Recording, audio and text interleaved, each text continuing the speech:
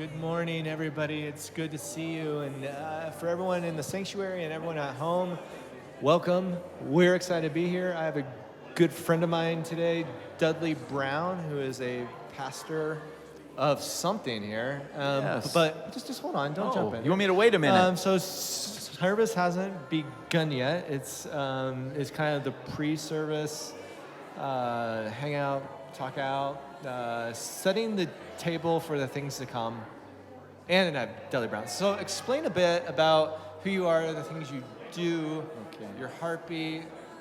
Great, all that thank stuff. you. Thank You're you very much. It's great to be here with you all this morning.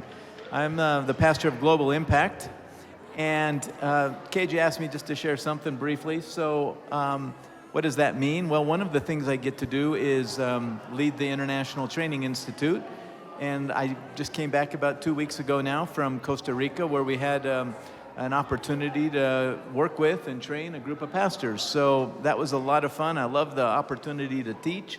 And I was teaching them how to study the Bible and just help people to enter into the presence of God in the Word, which is kind of what we're wanting to do here this morning, right? KJ mentioned setting the table. So here's an opportunity for you to come to meet with God, to experience the presence of God in your life. So He kind of packaged that up pretty well. Okay, you want me but to- I'm going to ask you to unpackage that. Okay, great. I have had the opportunity to spend a bunch of time like hanging out, talking with we you. have. It's been great. We've gone hunting together, tons of time together.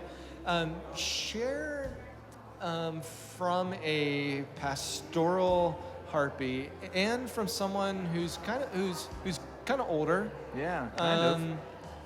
From the desire that you have coming to church and the experience of church, and I'm kind of been like thinking a ton about like this idea that you have like grown up going to church and That's have right. gone to church.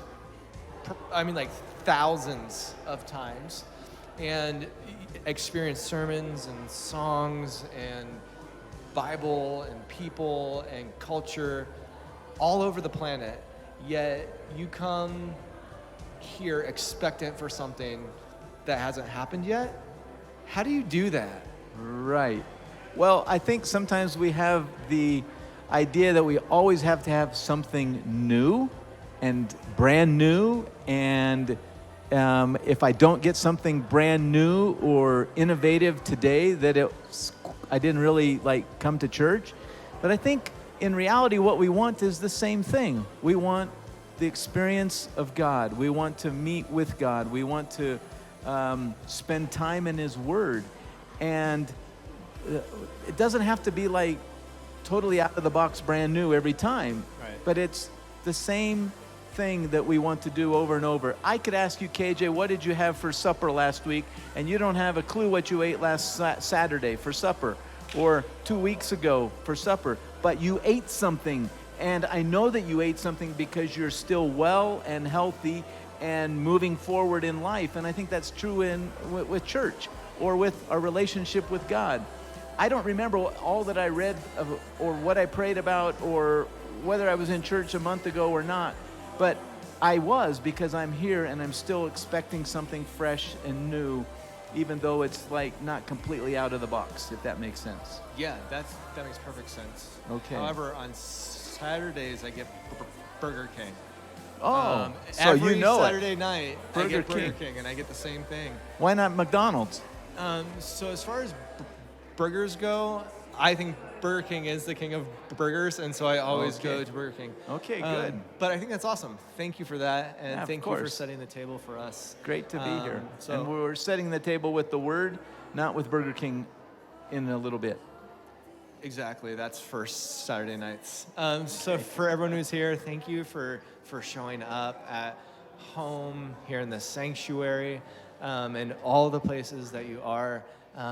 I personally am very excited for the thing that God has prepared for us today. So thanks for coming. Look forward to talking with you after the service.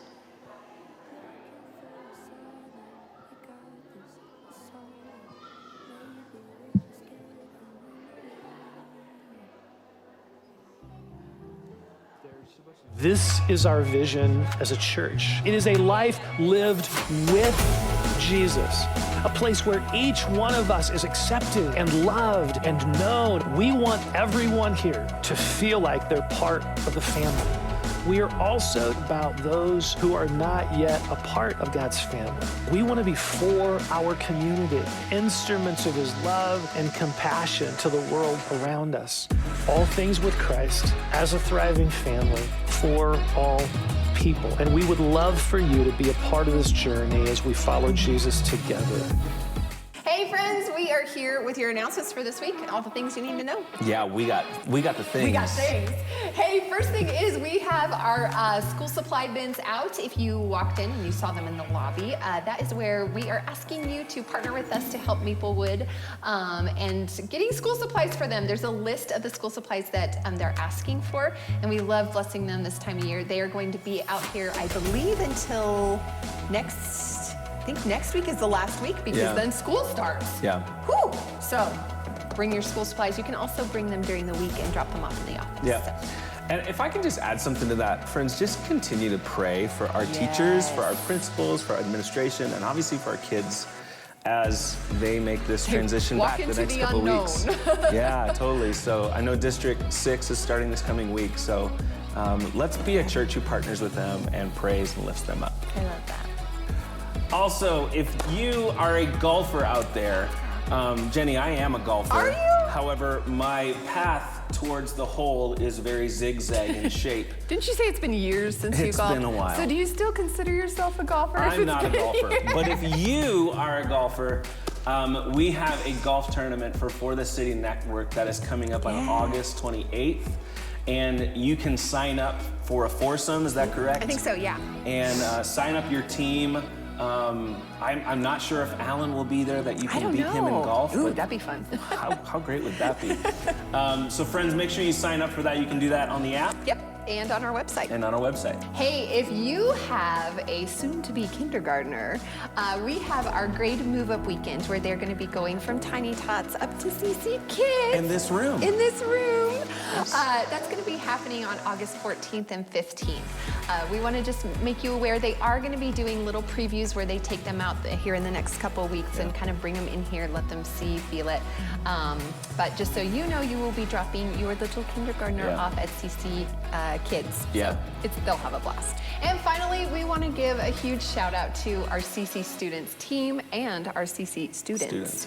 They did their mission camp last week, and oh my gosh, it was so cool to see the impact that these kids got to have on our city and with each other too. Just spending time like absolutely worshiping. That's what camp's all about, right? Right.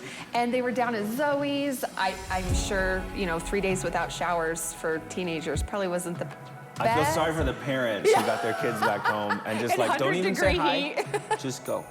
But man, you guys, good job. Well and done. Thank you so much for just, blessing our community and way to go to all the leaders. Huge impact right before school starts. So way to good go, job. team. That is all we have, right? Guys, have a great service. Yeah, bye. Good morning, everyone. We're so glad you're here, and we're so glad to be here with you. And good morning to everyone online. We're glad that you're joining with us today. If you're here and able, will you stand with us and let's worship Jesus together?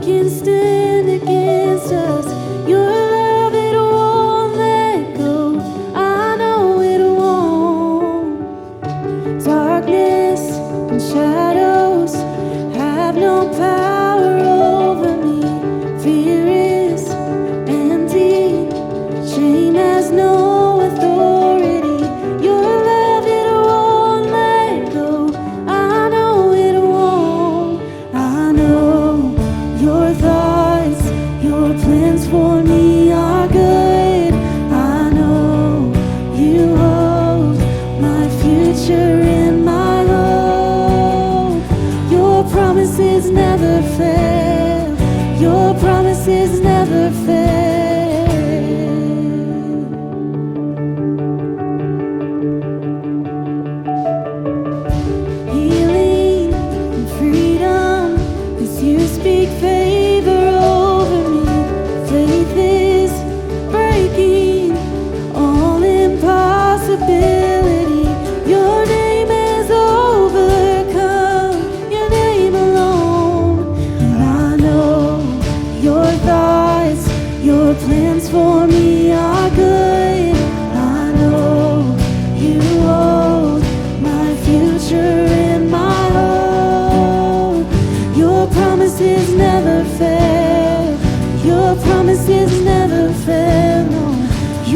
promises never fail. Your promises never fail.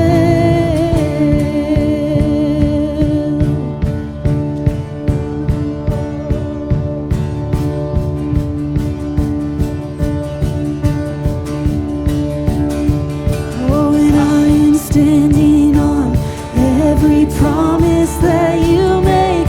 I will see it come to pass in your name, in your name.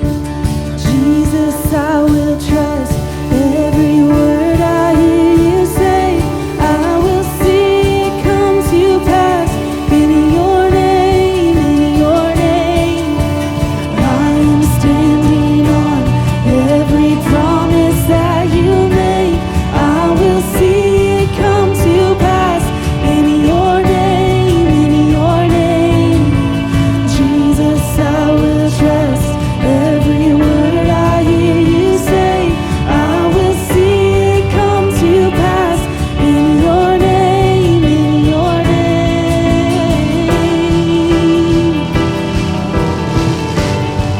Oh, see it in your name. Oh,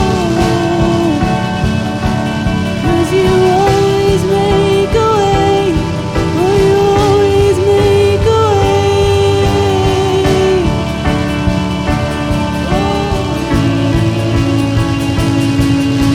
And I am standing on every promise that you make. I will see it come to pass in your name, in your name. Jesus, I will trust every word I hear you say. I will see it come to pass in your name, in your name. I will see it come to pass in your name, in your name. I will see it come to pass in your name, in your name.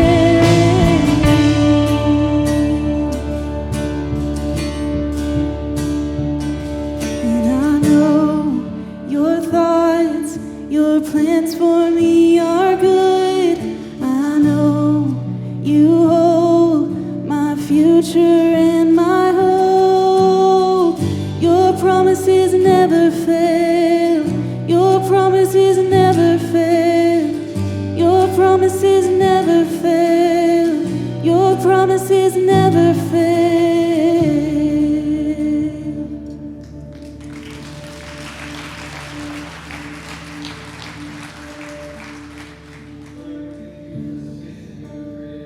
Today, to encounter your heart and the things that you have prepared.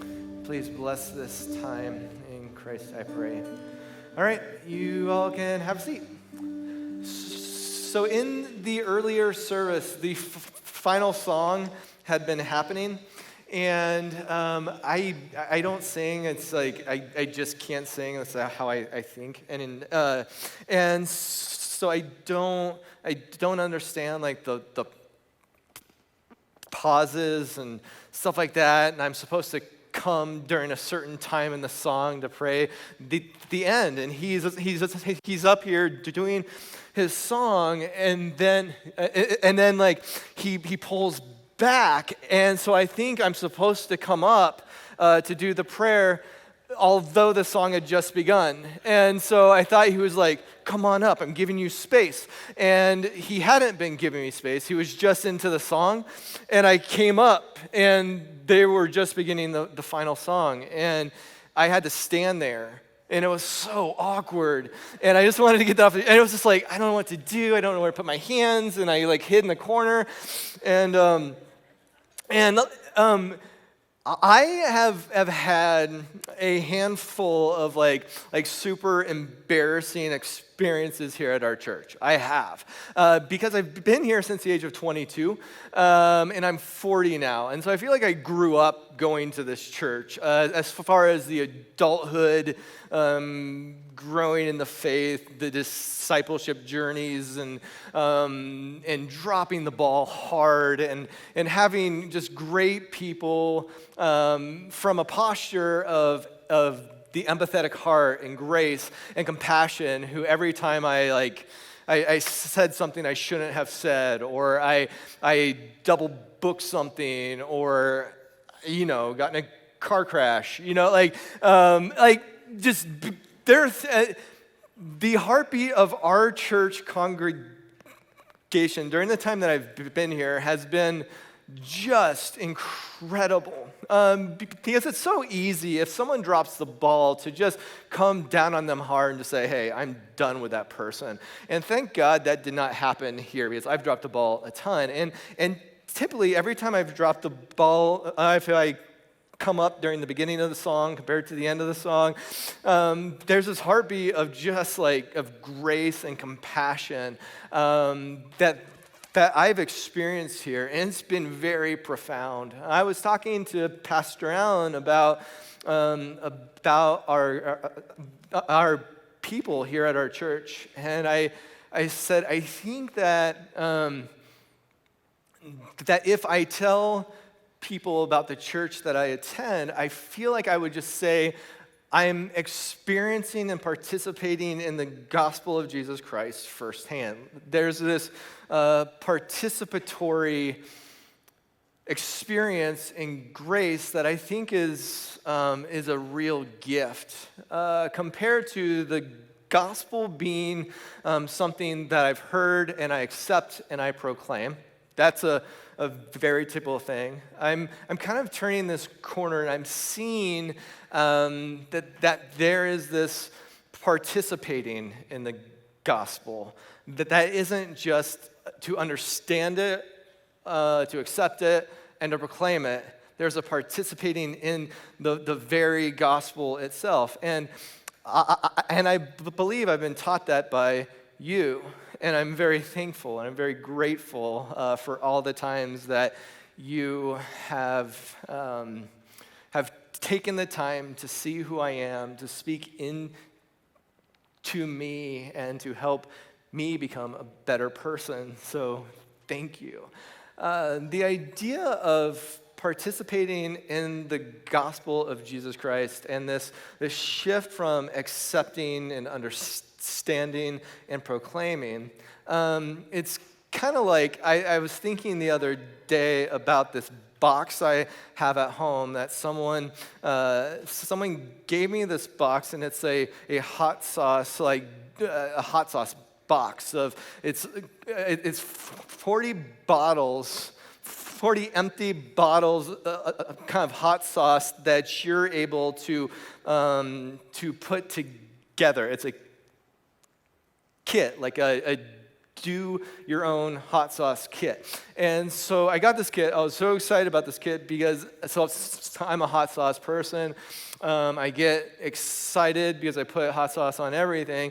And so I got this kit of 40 bottles of hot sauce. Cool. And there's super hot peppers in there, and hard to find peppers. And then at the top of this box, there's a book inside of it that's gigantic, and it's called the Hot Sauce Bible, and it's how to create these 40 things of hot sauce. And so I have taken the time to open the box, pull out this hot sauce Bible, and then go page to page to page, because this is just who I am. I sat down and I did the whole thing. And I was so excited about the opportunity that this hot sauce Bible had. It was potential. And it was talking about all the things that get me excited about hot sauce and how I could be a better hot sauce preparer person. I don't know what they're called. And the thing that's funny is I spent 4 hours going through this hot sauce book. I have not yet touched any of the hot sauce stuff. It's in the box, they're packaged. It's a really cool, awesome thing. But I have spent, I've gone through this book several times. And it's oh yeah, I can tell you about how to do hot sauce. There's a bunch of us, apart from the participatory aspects of the gospel, who have done the same thing as far as our spirituality goes. There's this potential, this thing, this gift that was given to us, and it's yes, and then we became the expert on the understanding and the accepting and the check this out thing, that we actually didn't ever really put the hot sauce together at all, and the enjoyment factor of the gospel hasn't actually ever been opened or done, or ugh. And so I've begun to think, have I actually ever begun to build a hot sauce? Like, I've been here for a long time, and I'm starting to think the gospel has just begun to be open for who I am. And so I've been obsessed as far as this idea of participating in the kingdom, participating in the gospel as if it's an activity to find enjoyment in. And there are these themes that I'm finding of grace, compassion, and empathy are these three things that seem to be a hub of character of those who are participating in the gospel of Jesus Christ. You can see it in people. And those of you who have come alongside of who I am to guide me through this journey embody grace, compassion, and empathy. So today's sermon, it's a part of a sermon series that has been going on since about April or so. I don't know. It's been forever. It's called Kingdom Culture. And it's about the sermon that Jesus gave on the hillside. That's the most famous sermon of all time. And he picked a ton of topics. It's like, so every human topic sermon that has possibly ever been given, he kind of just balled them up together, and he gave this half-an-hour sermon. And for us to do a sermon series there on his half-an-hour sermon is taking us since April, and it's probably half done. Awesome. And so he begins to turn the corner in our sermon series on this topic of judgment. And so today I'm supposed to talk about judgment. So I'm going to put judgment over here. Here's our topic. But I want to talk about grace, compassion, and empathy. And I want to talk about hot sauce, beekeeping, and backpacking. And all of these things kind of are the same. And so I'm hoping today to turn this topic that I've heard preached so many times, and I go home feeling gross, into a sermon that feels empowering and good and compassionate and kingdom-centric and something that you never forget. That's the goal. So here we go. Our passage for today is going to be up here. I'm going to ask the whole congregation to say it together. So here we go. Do not judge, or you too will be judged. For in the same way you will judge others, you will be judged. And with the measure you use it will be measured to you. Why do you look at the speck of sawdust in your brother's eye and pay no attention to the plank in your own eye? How can you say to your brother, let me take the speck out of your eye, when all the time there is a plank in your own eye? You hypocrite, first take the plank out of your own eye, and then you will see clearly to remove the speck from your brother's eye. Do not give the dogs what is sacred, and do not throw your pearls to pigs. If you do, they may trample them under their feet and turn and tear you to pieces. Love it. Okay, so there's this passage on judgment, right? He's talking about judgment in this very eclectic sermon on all the topics ever. And he comes to this place that he turns to the people on the hillside, and he says, do not judge, lest you be judged how you judge the others. And then he talks about this topic of judgment. Then, as he often does at the ends of his topics, he'll summarize in some sort of poetic sense. And so he summarizes his topic on judgment by saying, so don't give the dogs the things that are sacred. As if there's something about judgment and sawdust and planks and the people participating in these things as if there's something sacred there. And then he talks about don't give to the pigs the pearls that you have, because if you do, they will take them and trample them, and then they will tear you to pieces. As if there's something about judgment and sawdust and planks that is similar to a pearl that could be trampled on, and by that trampling, you will be destroyed. From the beginning, if the poetic sense of the end of this passage has anything to do in summarizing the heartbeat of Jesus and talking about judgment, you already have possibly heard something that you have not heard yet. What is sacred about judgment, about planks and sawdust and the people who bear them? Absolutely everything. But before we get there, it's very important for us to talk about how this passage begins. The passage begins by saying, "Do not judge, or you will be judged the same as you judge others." Awesome. I have heard this passage preached a lot, and it empowers people to be lazy, and it empowers people to be complacent, and it empowers people to do absolutely anything. I grew up being the person who said, "Don't judge me." Like, only God sees who I am. You can't judge me. Also, on top of that, you can't speak into me. You can't tell me anything. I was a punk rock kid, right? Like from the heartbeat. And so, as a kid, probably if someone said, if you could do any sermon and you could teach it to thousands of people, tell me the sermon you'd preach. I'd say it would be about you can't judge me, right? I was that guy. As an adult at the age of 40, I have no idea how to preach this sermon, because I see it as something sacred and good and holy, but only from a posture of empathy, compassion, and grace. And so there is a difference between the don't judge me heartbeat, and then furthermore, the people who feel empowered to almost say, I cannot say anything. I cannot speak into people. There's the don't judge me people, and then there's also the who am I to judge people. So they see people doing things and engaging in things, people that they care about, even their own children, and then they put up their hands and say, well, who am I to judge?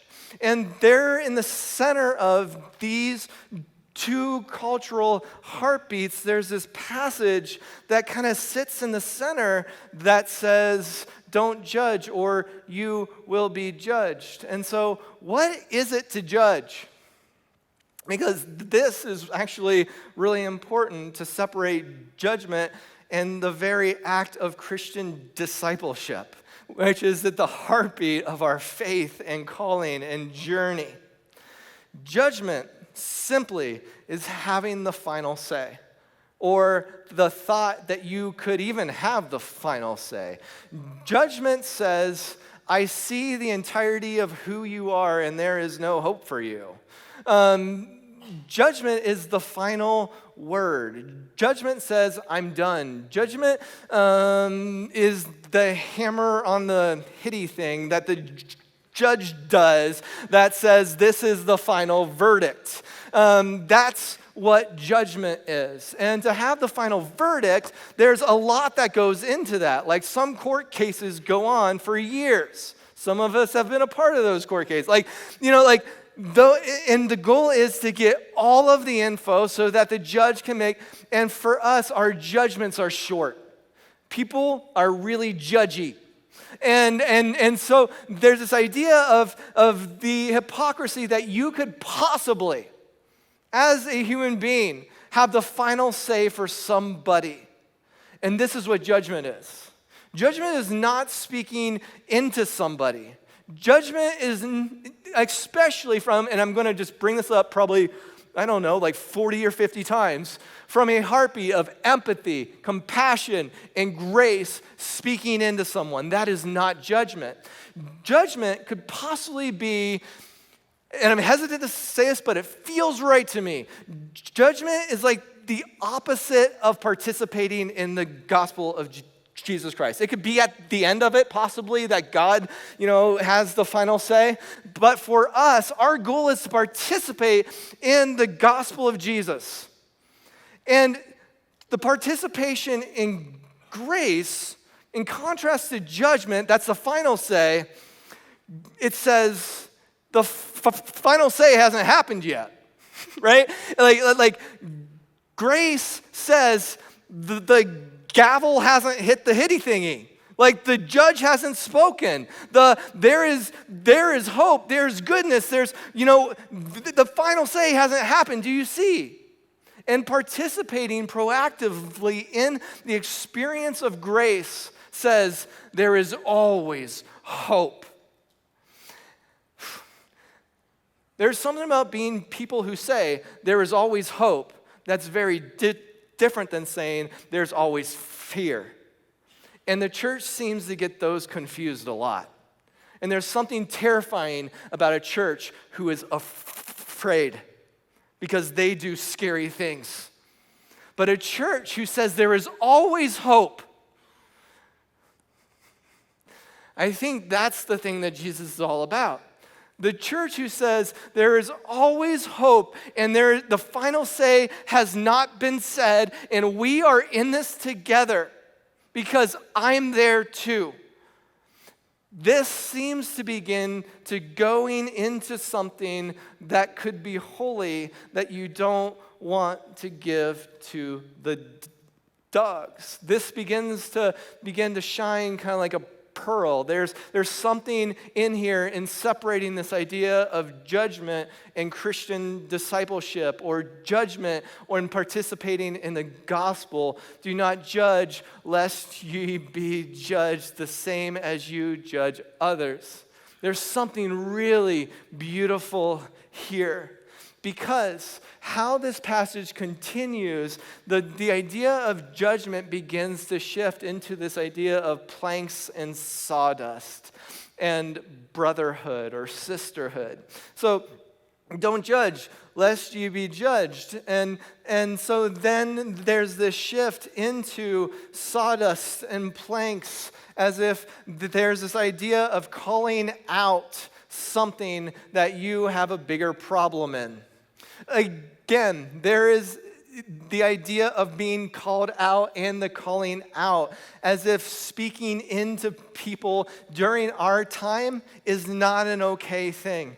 I'll tell you, it's an okay thing from a place of empathy, compassion, and grace, and participating in the gospel, because there is no better joy. So the other day, I had the opportunity to take a couple of friends backpacking. And I typically go backpacking by myself. And and it's something that for me, that I enjoy, I take a lot of pride in, and I carve out huge chunks of time to go and get better at. And I often will come to a spot that was hard to get to, because I've kind of honed the craft that I have. And I get there and I see things and I'm just like, wow, isn't this amazing? And then I turn and there isn't anyone there because I'm by myself and there isn't anyone to share it. And it's cool for me. However, I found that by taking people on a journey from point A to point B, in contexts that they have not been before, and seeing them develop over time during the journey and the path is so much better than coming to an incredible place and standing there by myself. So I had the opportunity to take a couple people up who aren't like backpacking experts. And so I asked them at the beginning, I said, so during our time up here, can I kind of just like call out things that I can see that you're doing, or the food that you have, or your pack? Can I toss things out? Can I, and have the goal of just sharing the things that I've come to understand over time. And it was an incredible backpacking trip because I got to, in the heart of the empathetic heart, to say, yeah, that pack is really heavy. You probably shouldn't have half those things. It's heavy, and this hill is really high. You probably should pull out about 5 to 10 pounds of that. Because I've been there, and to get there, you can't have that. Or the types of foods, they create bad experiences in a couple hours. You should not have that high of a sodium content. I've been there, I've done that, and learn from me. I get this. And so this idea of discipleship or speaking into somebody from this desire and heartbeat of, I want you to see the things that I see. Because I've been there and I stood there by myself and it's cool and I want you to see it. And you're not going to get there like that. And then to, at the end of the journey, be able to stand there and there are two friends of mine and geez, I'm crying like a baby. But do you see it? It's like it took the calling out, the speaking into to get here together. Do not call the speck of sawdust in your brother's eye out at the same time that you have a plank in your own eye, you hypocrites. This is a passage that possibly all of us have heard, and it's been a powerful passage to actually call out hypocritical people. But the passage does not end at you hypocrites. It ends in saying, but pull the plank out of your own eye first, so that you can help your brother get the speck of sawdust out of his. As if the goal of the passage actually is the sawdust and the thing that causes you from being able to experience the helping of your brother, because that is your heart, is the ability to see yourself clearly. I think there's something really cool here. And it's this idea of telling ourselves the truth before telling somebody else the truth. Because if you have not experienced the truth of your own heart and the truth of the gospel for yourself, the truth of your own brokenness, the truth of your depravity, the truth of how you feel, the truth of where you are, how are you to speak any truth to people that are going through the same thing? However, in this idea of removing the plank from your own eye first, we then begin to experience again something that is sacred. It's as if he's saying, look at yourself in the mirror. Do you see yourself? Odds are, a bunch of us have not taken the time to stare ourselves and see ourselves for who we actually are, or to ask ourselves, how am I feeling? How am I, have I invited Jesus into this? What am I struggling in? Odds are, but for the people who have, there are people who have become the experts on their plank, and I know these people. They are the people that I've encountered in our church since the age of 22, who every time I've dropped the ball, they've come alongside me and say, I saw your heart here. I get it. However, it was wrong. I saw your heart here, and the thing you said, it's not true. I get it. It's the people who have become the experts on their plank, who have spent the time to see that it exists and truly exists, and spent the time to honor their plank and pull it out, and they actually have it by their side. And it seems that every conversation that I have talking to these people begins from a place of they're standing on their plank. It's their springboard. And from this plank, they can say, I have empathy in the thing that I'm about to say because I see you. And as people who journey together on this backpacking trip, I have a desire for you to open up the hot sauce kit and to actually grind up the peppers instead of just pointing at it saying, you know how. There is something magical about people who stand on their planks or have various planks. I personally, there are times that I feel like I have 2x4s shooting out all over my eyes, and I cannot see anything clearly. And I feel helpless and hopeless, and furthermore, that I can't get them out by myself. This is the gift of Christian community. And I go to people and I say, man, I am hurting and I can't see and I don't know what to do. And then I find someone who is standing on their plank because they've been there and they know that. And they've seen it and they've built a church as far as all the planks go. I want to go to a church that's made out of those things. And then they, because they've pulled out their plank, they spend time on their plank, they honored their plank, they see what I think are 2x4s shooting out, and they say, man, it's just sawdust. I got you. And I'm like, oh, you're right. I thought it was a bigger deal than it was. Because for everyone, we all think if, I know by staring at us and we're being honest to our hearts, we're a mess.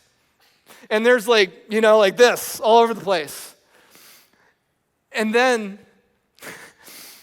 but to someone who has been there, done that, is doing it, is honoring it, is speaking it, and is on that journey, planks don't exist, man. Like, this is the participation in the gospel of Jesus Christ and grace. This is why it's called good news. And that you get to participate in it. You get to tell people, it's just sawdust.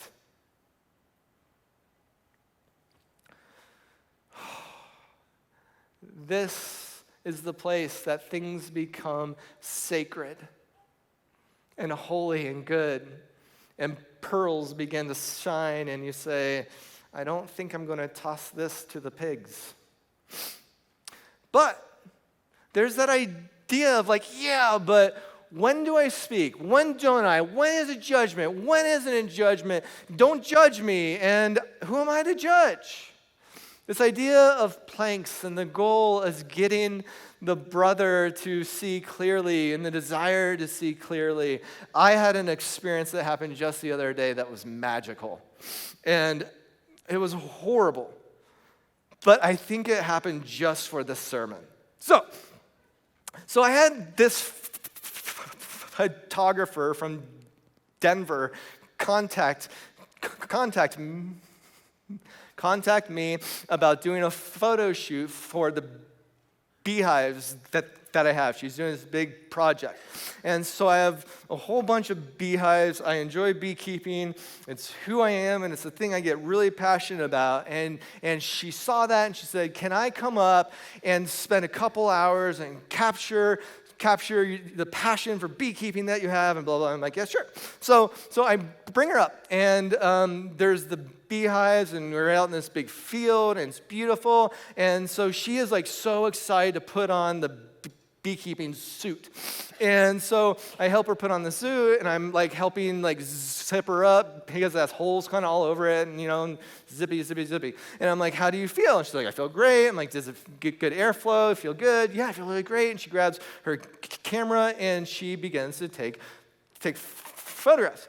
And so then at the same time, so I have a suit, and I'm putting on my suit, I'm getting my things all set, and I go out to the beehives, and I begin to peer into the hive, and she is just like, oh, that's a good picture. She's like clicking. And I'm in there, I'm like, okay, I'm getting my picture taken, so I have to pretend that I feel awesome in this, and just be confident. And so I'm portraying this like feeling of confidence. And so as I'm in this hive, I can feel there's these bees that begin to like go up the inside of me, and like I feel them on my skin. And I'm like, oh, that's kind of odd, like it shouldn't happen, but she's taking pictures, so I'm just gonna pretend I'm okay. And so I'm in there doing my thing, and there are bees crawling up, and they start like crawling up my neck. But it isn't like there's just like a handful of bees coming up. It's like the bees that like crawled up my neck, there's bees that kept coming. And so there's like bees. I'm talking like hundreds. They start coming, and I'm just like, oh my gosh, like what is and I'm like, and so I turned to the photographer and I said, so am I okay? Like, do you see any holes in my suit? And she said, no, you look great. I'm like, okay, cool. And so I go for it. I'm like, I'm a beekeeper. I have bees on me. I shouldn't be freaking out. And then they start growing up the back of, I hate when they go on my back and neck. And so I'm in there, and it's like all over my chest and then over my back, and they start going on top of my head. And I hate that. And so I pull it out and say, hey, Kate, just hold on. I have bees all on the inside of my suit, and I'm starting to get like super anxious. And so I bend down to kind of calm down a bit so I bend down to calm down, and I glance down, and there's like a swarm of bees right here, and the zipper on my suit is like this. It is wide open, and like they are just funneling in my zipper and going right up, like all over me. And I said, Kate, that's her name, the photographer, Kate, why didn't you say anything? And she said, you're the beekeeper, who am I to judge? And that was exactly what she said, and hands up and everything. And so it's like, oh my gosh, you're a human being. You're kind of my friend. Like, we don't know each other yet, but any decent human being would say, your zipper's down. There's bees crawling in it.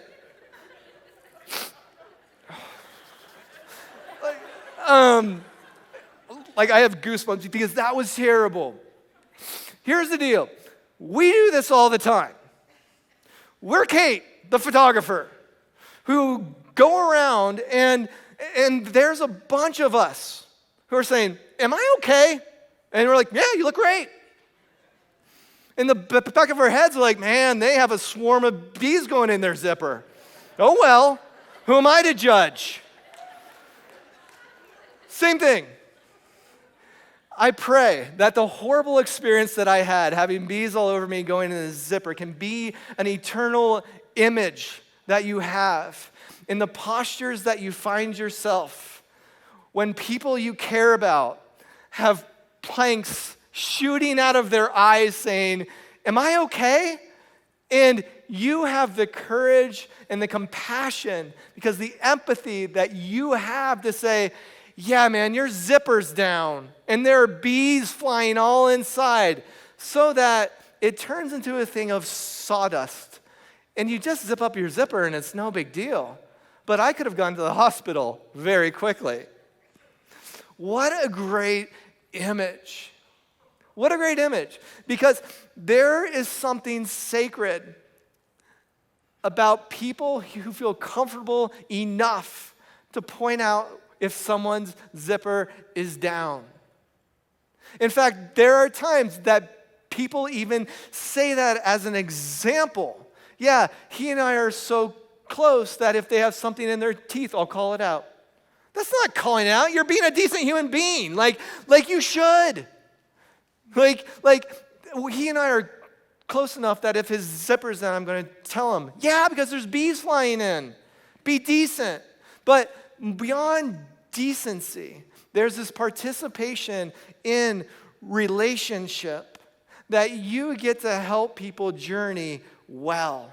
And to find the people who have, it's a gift. To find the good backpackers, the hot sauce experts, the people who've built a pirate ship out of the planks that they have pulled out of themselves. Those are the people you want to find because they are a gift to the kingdom of God. And they have experienced a culture no one else has. They sail the high seas. I want that. When you find those people, that is what Jesus says is sacred, holy, a pearl, and you don't just toss that out there. The passage after this idea of planks and sawdust and judgment and don't do it turns and becomes poetic. Don't give to the dogs the things that are sacred. The Hebrew people call the pagans dogs. This is a common Hebrew term. If people can't see God, they are a dog. I didn't create that. It's just how it is. And it's here in this poetry. Don't give to the dogs the things that are sacred. What is sacred about judgment? Everything. What is sacred about sawdust and planks? Vulnerability. Everything. Don't give that to the people who can't see God. Who can't see God? Who can't see? Those who have the planks in their eyes. Right? Do you see what this passage is doing? Don't give to those who can't see the things that are sacred. Don't give to the pigs the pearls. What is a pig in Hebrew poetry? Pigs are like the only food you don't eat. They're unclean, they're dirty, they're outside the city. They are like the thing. They're the iconic example in Hebrew poetry of don't do that or go there. And don't give the pearls to the pigs. The pearl, what is the pearl? In parable, in vocabulary, in biblical story, the pearl points to the kingdom all the time. And Jesus points to pearls, and pearls point to the kingdom as if he's talking about a culture that is not something that belongs being in the same places that the pigs are. The same culture of heaven is not the same culture of the earth, and saying, this does not belong. Don't give it to the people who can't see, because they will take that plank and turn it into a baseball bat and beat you with it. But the people who can see God take your plank and they build. And they make something sacred. And they, from a posture of empathy, grace, and compassion, create a church that is a joy to participate in. And it creates people who feel great gratitude in the idea that they have a gift to participate in the kingdom of God. And it is from that I say to you, thank you, Christ Community Church, for creating a church out of planks that I have been able to participate in and grow in and be discipled in. You have been amazing. My desire is for people who have not had that incredible experience and have been beat over the head time and time again, as far as baseball bats in the hands of people who cannot see, and they call it the gospel of Jesus Christ. This is not our story. Our story is different. It is a beautiful thing, and it's an honor to be here. Thank you for being an incredible church. Lord, thank you for Christ Community Church and the gift it is to be here. Thanks for building a home for us.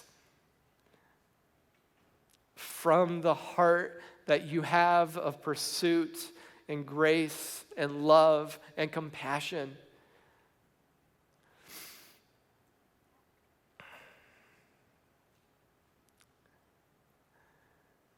Help us to see you clearly now in the things that you are doing now.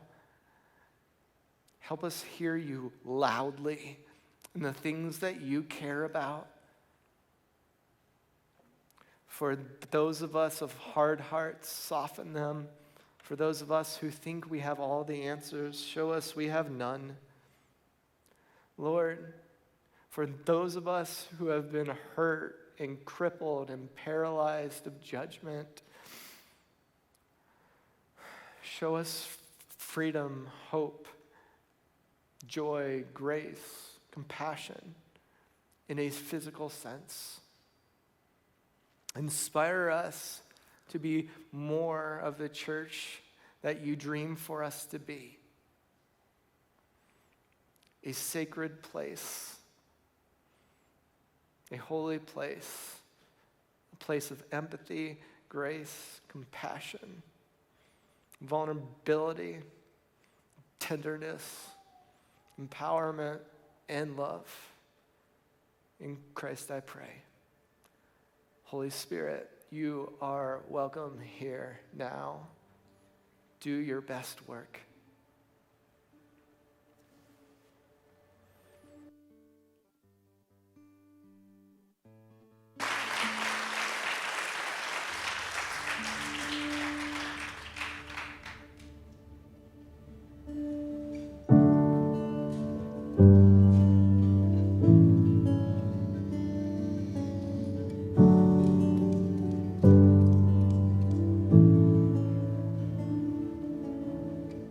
I see the King of Glory coming on the clouds with fire. The whole earth shakes, the whole earth shakes. I see His love and mercy washing over all our sin. The people sing, the people sing. Hosanna, Hosanna, Hosanna in the highest. Hosanna, Hosanna, Hosanna in the highest. I see a generation rising up to take their place with selfless faith, with selfless faith. Oh, I see a near revival. Oh, and it's stirring as we pray and seek. We're on our knees. We're on our knees. Hosanna, Hosanna,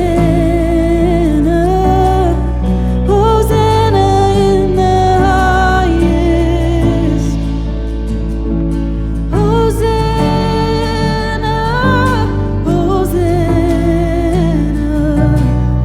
Hosanna in the highest. Heal my heart and make it clean. Open up my eyes to the things unseen. Show me how to love like you have loved me.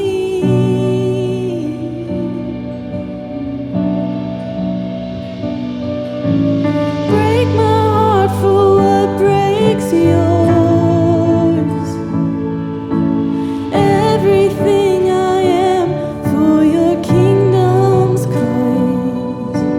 As I walk from earth into eternity.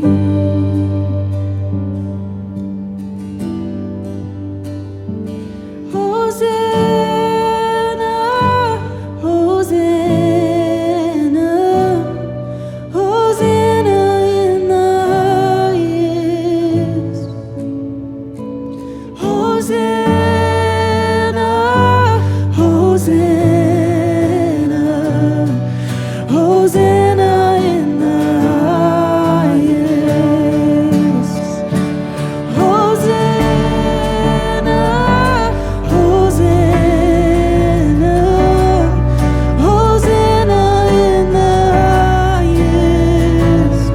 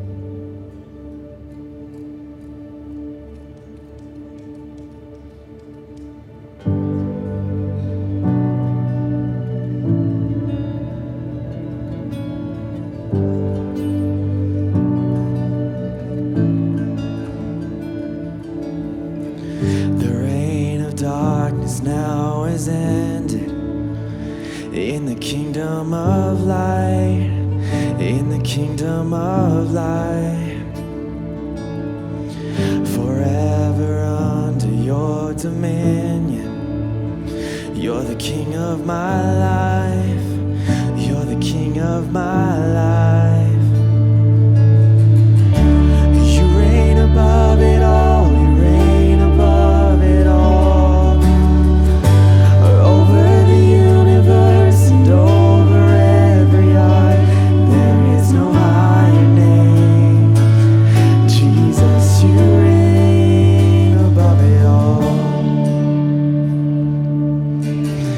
And on the cross, the work was finished. God, you poured out your life just to give us new life. Now from the lips of the forgiven, hear an anthem arise, 'cause Jesus, you're alive. You reign above it all. You reign above it all. Over the universe and over every heart, there is no higher name. Jesus, you reign above it all. Let all of heaven and the earth erupt in song. Sing hallelujah to the everlasting one. There is no higher name. Jesus, you reign above it all.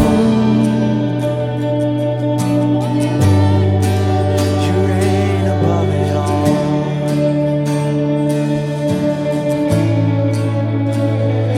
You sent the darkness running out of an empty grave. Now seated alone in glory, enthroned on the highest praise. You sent the darkness running out of an empty grave. Now seated alone in glory. Come on, let's sing this together this morning. You sent the darkness running. You sent the darkness running out of an empty grave. Now seated alone in glory, enthroned on the highest praise. You sent the darkness running out of an empty grave. Now seated alone in glory, enthroned on the highest praise. You sent the darkness running out of an empty grave. Now seated alone in glory, enthroned on the highest praise. You sent the darkness running out of an empty grave. Now seated alone in glory, enthroned on the highest praise. You reign above it all. You reign above it all. Over the universe and over every heart, there is no higher name. Jesus, you reign above it all. Let all of heaven and the earth erupt in song. Sing hallelujah to the everlasting one. There is no higher name. Jesus, you reign above it all. You reign above it all. Oh, you reign above it all.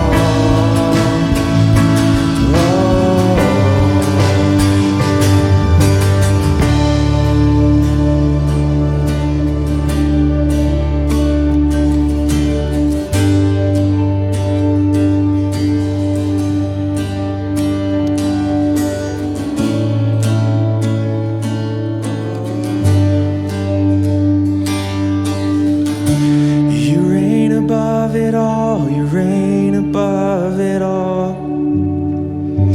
Over the universe and over every heart, there is no higher name.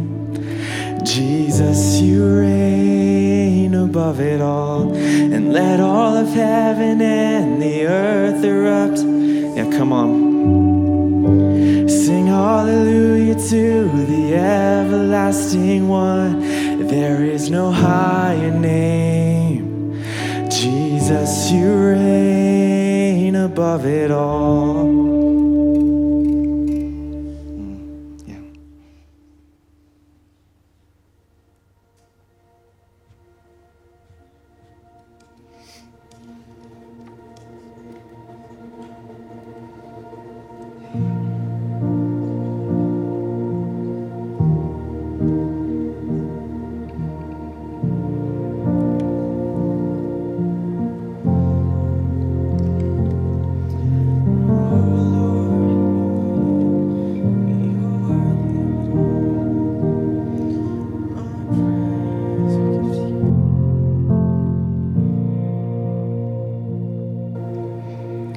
The Lord bless you and keep you. Make his face shine upon you and be gracious to you. The Lord turn his face toward you and give you peace.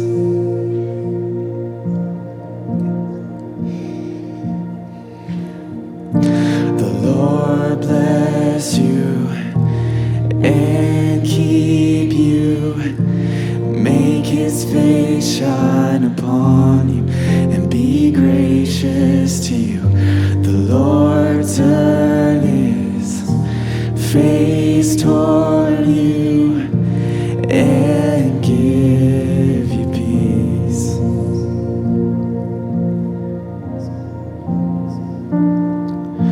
Amen. Amen. Amen. Amen.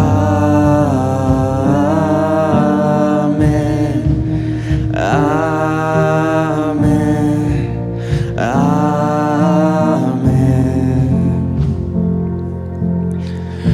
The Lord bless you and keep you. Make his face shine upon you and be gracious to you. The Lord turn his face toward you and give you peace.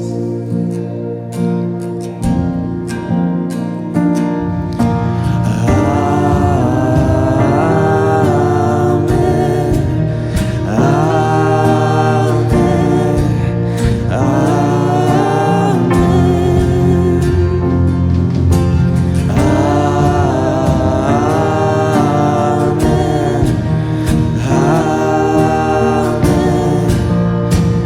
Sing that again, amen.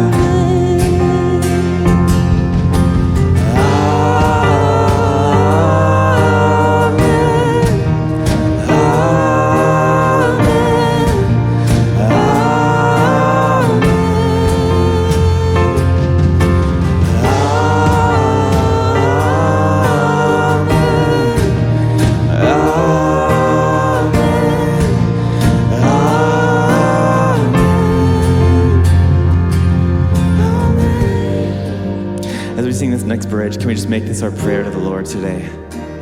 Sing this out with your hearts to Jesus.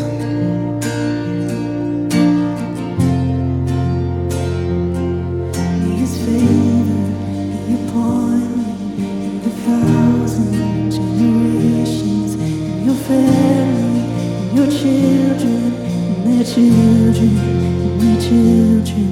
May his favor be upon you and 1,000 generations, and your family, and your children, and their children, and their children.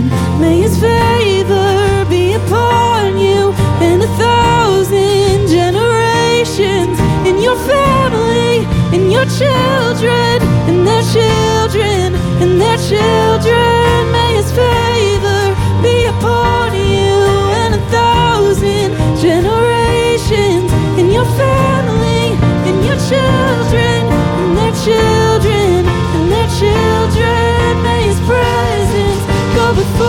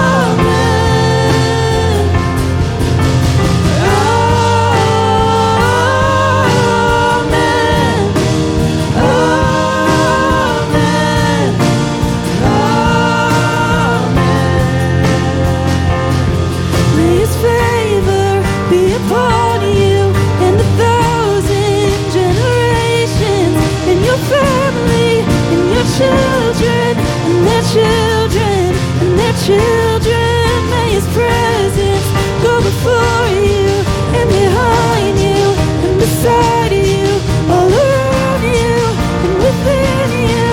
He is with you, He is with you in the morning, in the evening, in your coming, in your going, in your weeping and rejoicing. He is for you, He is for you, He is for you, He is for you, He is for you, He is for you, He is for you, He is for you, yeah.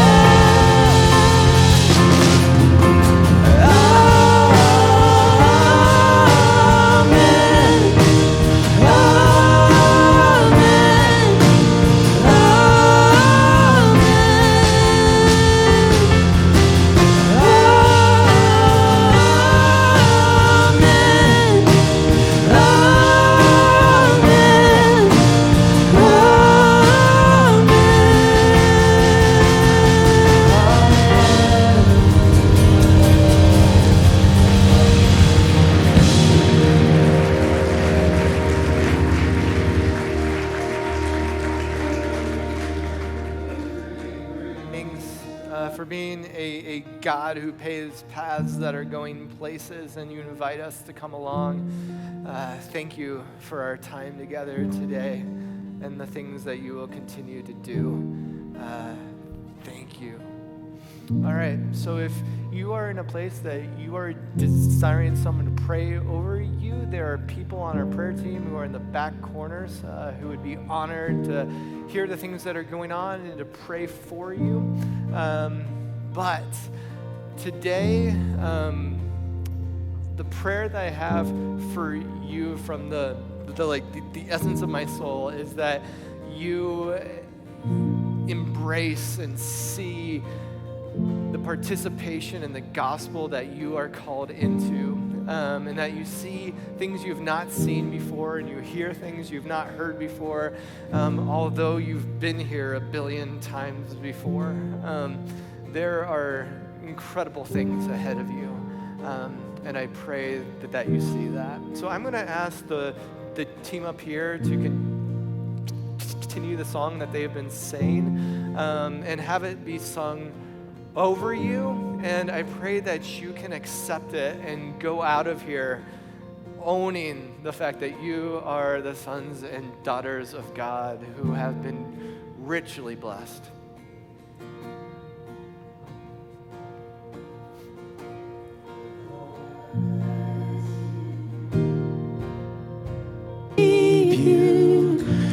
Make His face shine upon you and be gracious to you. The Lord turn His face towards you and give you peace. Go in peace today, church.